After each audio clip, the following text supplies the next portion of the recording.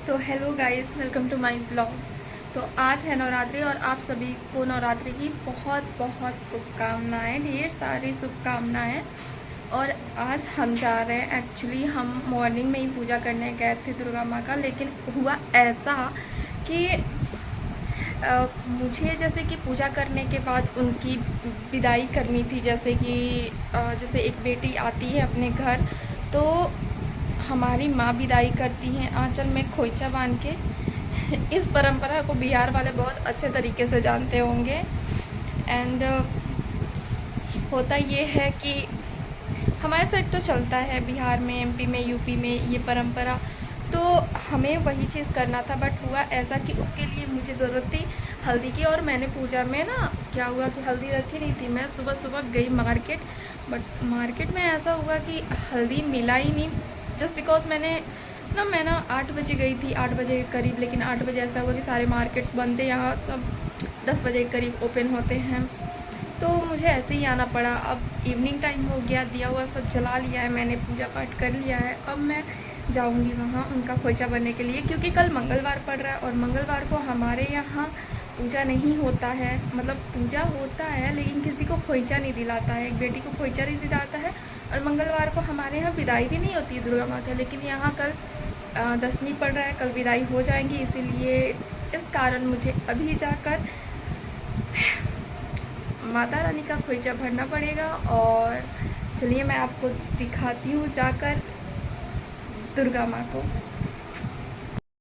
तो यहाँ मैं चावल में हल्दी मिलाई हूँ और कुछ मतलब ऐसे शगुन के लिए पैसे मिलाते हैं उसको मैंने उसमें रखा है। और फिर दूध उस सबको मतलब उसमें रख के, और मुझे उनके गोद में उसको रख के उसमें से कुछ चावल 5 बार अपने आंचल में लेना है। और सिंदूर सबसे पहले तो लगाना है। सिंदूर लगाने के बाद माता रानी को मतलब ऐसे 5 बार उनको लगाना है, ताकि वो शुभ होता है। ठीक है, लगाना है, सुहाग के लिए होता है। और उसके बाद लगाने के बाद हम क्या करेंगे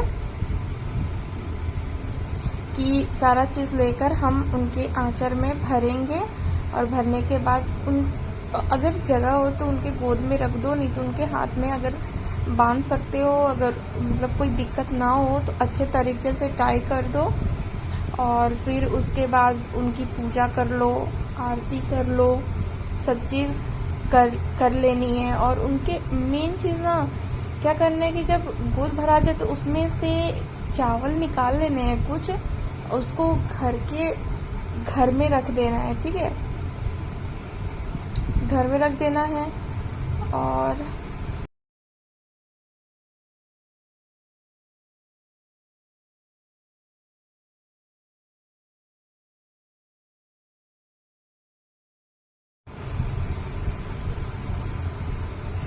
उनके चरण का जो सिंदूर लगा होता है ना, उसको अपनी मांग में तो ज़रूर लगाना। अगर आप शादीशुदा हो, और शादीशुदा नहीं हो तो आप माथे में लगाओ। ठीक है।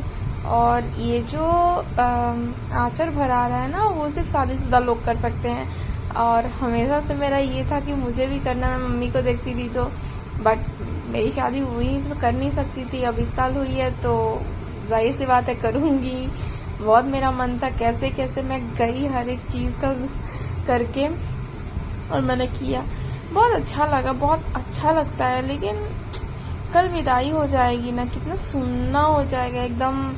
मतलब जहाँ एकदम सब चीज़ बजता है, गाना बजाना, डांडिया एक तरफ, हर एक चीज़ हो रहा है, कल से एकदम सन्नाटा हो जाएगा। अच्छा नहीं लगता है जब माँ चली जाती हैं, तो आती है तो कितना मतलब हर एक चीज़ इंसान खुद में ही एक्टिव हो जाता है। तो यहाँ हम आरती की थाल रेडी कर रहे हैं आरती करने के लिए।